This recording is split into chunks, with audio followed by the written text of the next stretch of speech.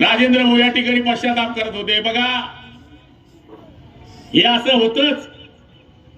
आपण पीक पेरतो, कधी कधी उगतं, कधी कधी उगत नाही.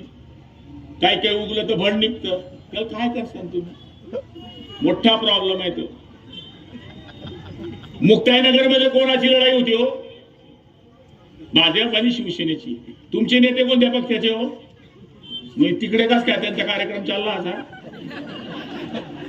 इकडे मूळ राष्ट्रवादी इकडे आले नाही, तिकडे भाजप करता काम केले. हे कोणत्या पिक्चर आहे? आणि ते माझ्यावर टीका करायला गुलाबराव पाटील असा आहे तसा आहे. अरे मी निवडून आलो ना भाऊ, असा तसा नाही आहे.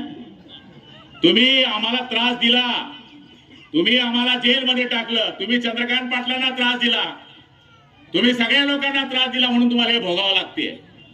त्रास नाही द्यायचा. अरे मंत्र्यापासून लोकांना वाटलं पाहिजे की मला संरक्षण आहे. मंत्र्यापासून भीतीने वाटली पाहिजे. त्याला म्हणता मंत्री. हे पद काय आज आहे उद्या नाहीये. टॅग पकडना बे रात में माझी मंत्र्याबरोबर कोई नहीं रहता उसके साथ में. जे हे तुमची पब्लिक आहे याच प्रेम आपल्या बरोबर राहतं. आणि आज आपल्या बांधवांना मी हीच विनंती करणार आहे. मला काय किती त्रास व्हायचा त्या काळात. शिवसेनेमध्ये आम्ही जेव्हा आलो तेव्हा हे पोलीस लोक का कमी त्रास द्यायचे का? हा, गणपती का आला का पोलीस, दुर्गा देवी आली का पोलीस, शिवजयंती आला का पोलीस. आणि आता बघा ना, आता काय रुबाब आपला है? आगे गाड़ी पीछे गाड़ी बीच में बैठा गुलाबराव गाड़ी है, चल रहा है कार्यक्रम. पोलीस दादा पोलीस गन धारून पागे गुलाबराव पाटलांच्या मागे. ही सगळी बाळासाहेब ठाकरेंची किमया आहे. ज्या शिवसेना प्रमुखांनी माझ्यासारख्या सर्वसाधारण माणसाला मोठं केलं त्याची ही किमया आहे. बाळासाहेब नेहमी सांगायचे, सत्ता आली म्हणून माजू नका आणि सत्ता गेली म्हणून लाजू नका.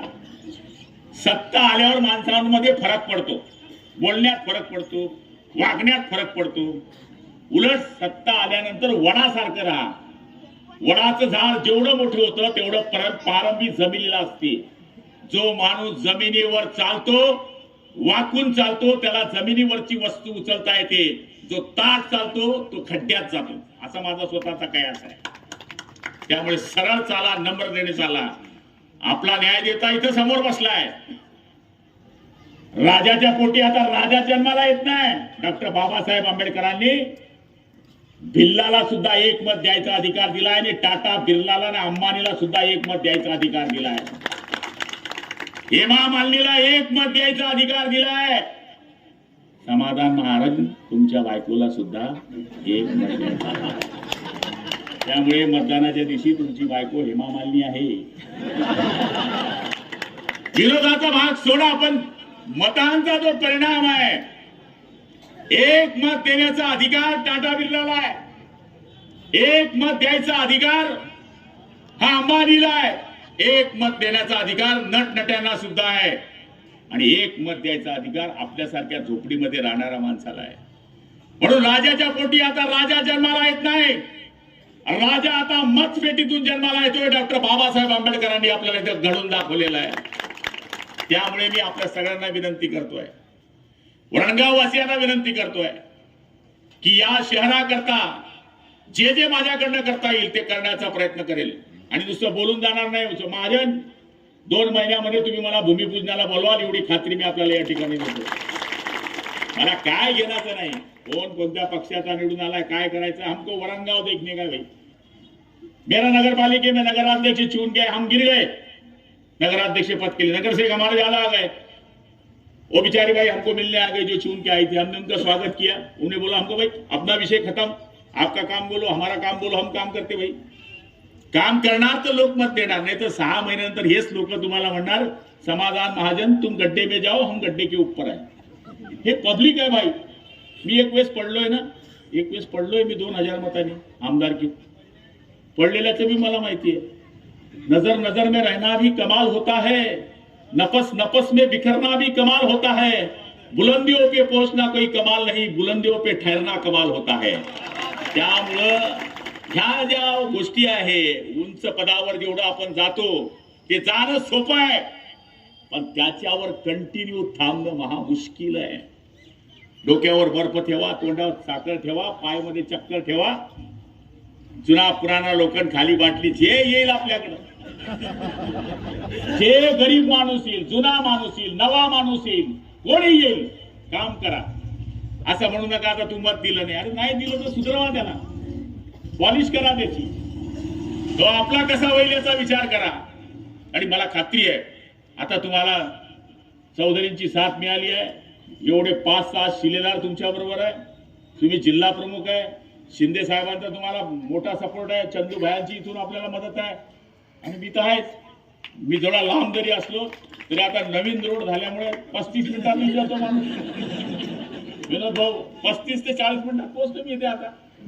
त्यामुळे नशिराबाद आलो की वरणगाव येत जाऊ आणि काम करत जाऊ. कामाशिवाय कुठल्याच गोष्टी महत्वाच्या नाही आणि आपल्याला प्रपोगंडा करायचा नाही. आता मी 7 गावं फिरून आलो, 8वं गाव आहे तरी फ्रेश आहे. का फ्रेश आहे? पब्लिक पाहिजे मागं. पब्लिक जर आली नाही ना 15-20 दिवस माझ्या तर असं वाटतं आपली हवा खराब झाली का.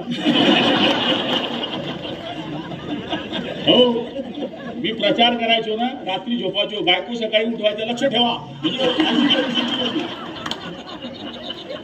ही परिस्थिती होती. माणूस माणसाळलेला पाहिजे, पब्लिक पाहिजे माग. तुमच्यापाशी किती गाड्या आहे, तुमच्यापाशी किती घोड्या आहे, तुमच्यापाशी किती जमीन आहे, तुमच्यापाशी किती जुमला आहे, हा माणूस मोठा नाही. तुम्हारे जनाजे में कितने ज्यादा लोग हैं, वो सबसे बड़ा मालदार आदमी है. तो खरा मोठा श्रीमंत माणूस आहे. आणि तीच कमाई करायची आयुष्यात, की जाता नाही म्हणलं पाहिजे की यात चालला आमचा राजा, चालला आमचा मित्र. आदमी टूट जाता है घर बनाने में, तुम तरस खाते नहीं बस्ती जलाने में, कुछ लगता नहीं दुश्मनी बढ़ाने में, उम्र बीत जाती है दोस्ती निभाने में. हम दोस्ती निभाने वाले लोग हैं. आता तुम्हाला सगळ्यांना मी फ्रेश करून जाते. माझ्या लाडक्या बहिणी, तुम्ही फार कमाल केली आहे. काय रुबाब वाढवला शिंदे साहेबांनी तुमचा. 800 बसता तुम्ही एसटी, अर्ध तिकीट केलं नाही, 1500 रुपये टाकले, टीका झाली. शिंदे साहेबांनी असा विचार केला का हिंदू माणसाला द्या, मुस्लिमला देऊ नका, बौद्धाला देऊ नका, कोणालाही द्या 1500 रुपये. एसटी मध्ये अर्ध तिकीट, मुलींना मोफत शिक्षण. रुबाब किती वाढला. पहिले तुम्ही माणसाकडे पैसे मागित, आता माणसं तुमच्याकडे मागायला लागले. ऐका काही, ही परिस्थिती झाली. हे शिंदे साहेबांची कमाल आहे. दाढीवाले आमचे शिंदे साहेब, आज त्यांच्यामुळे आमच्यासारखे मंत्री होऊ शकले. त्यांच्यामुळे आम्हाला सांगितलं गद्दार आहे, गद्दार आहे, गद्दार आहे. ठीक आहे, आम्ही तो ओपन आहे. आम्ही बाळासाहेबांच्या विचाराला सोडले नाही. आणि का हो, जे आम्हाला गद्दार म्हणायचे चौधरी साहेब, त्यांनी तुमचा प्रचार केला आणि मध्ये कोण आहे, खुद्दार आहे.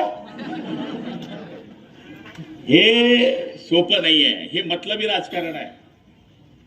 भाजपने भाजपचा प्रचारच केला पाहिजे, शिवसेनेने शिवसेनेचा प्रचार केला पाहिजे, राष्ट्रवादीने राष्ट्रवादीचा प्रचार केला पाहिजे. पण जिथे हे ऍडजस्टमेंट करताय, गोलमाल है भाई, सब गोलमाल है.